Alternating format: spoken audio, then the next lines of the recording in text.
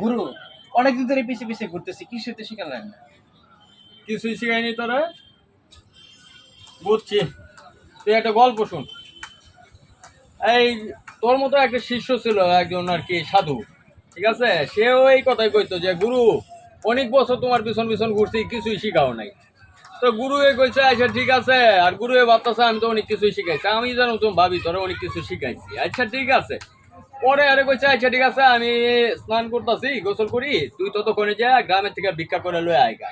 আমি ভিক্ষা করতে গেছে যখন, সে দেখ একটা তোতা পাখি বয়ে রয়েছে একটা খাঁচার মধ্যে তোতা পাখি বয়ে রয়েছে। তোতা পাখি কইতাছে যে ভিক্ষা লইতেছে, ভিক্ষা দাও, তোতা পাখি কইতাছে। তো তোতা পাখির কথা শুন না গৃহস্থ ভিক্ষা দিছে, আগে নিজে খাইছে, পরে গুরুটা লয়ে গেছে। তো এখন যা আবার যা গুরুরে কইছে, গুরু তোতা পাখি আমার অনেক সময় কইলো যে আপনি জিগানোর লাইগা যে হে এই খাসার থেকে কবে মুক্তি পাইব। এই কথা শুন নাই গুরুয়ে শাক মাইরা পইরা মন কর তোর পাইতেছে। তারপর পানি পুনি ঢাইলা করে কি কইলাম আমি গুরু রে, হঠাৎ করে এরকম করতেছে গেলে পানি পুনি ঢাইলা মানুষ করছে উঠাইছে। তো গুরু আপনি এরকম কি না না ঠিক আছে এখন ঠিক আছে, তুই যা আবার কালকা ভিক্ষা কর।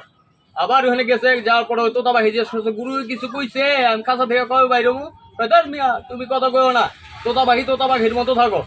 আরে তোমার কথা কোয়ার সাথে সাথে গুরু তো এরকম ষাট মাইরা পইরা প্রায় মরে গেছে গা। পরে পানি পুনি দিয়া দেখলাম না বাচ্চা আছে, উল্টা করছে। এই কথা শুই না তোতা বাঘে ষাট মাইরা পইরা মরে গেছে। তাই হাই সব মানুষ গৃহস্থ মিলস্থ মিলা তোতা পাখিটা বাইক করে আইনা পানি পুনি ছিটা দিতে, বাস তোতা পাখি ফুট উড়েও বাইরে হয়ে গেছে। তোতা পাখি যাওয়ার সময় কইছে গুরু যে কি শিখাই দিছে এটা আমি বুঝছি, তুমি বুঝলা না, এর লেগে আমি আজাদ হয়ে গেলাম। আর তুমি ঘুরেই গেলা, তুমি ঘুরেই যাবা, তোরটা হচ্ছে এইরকম।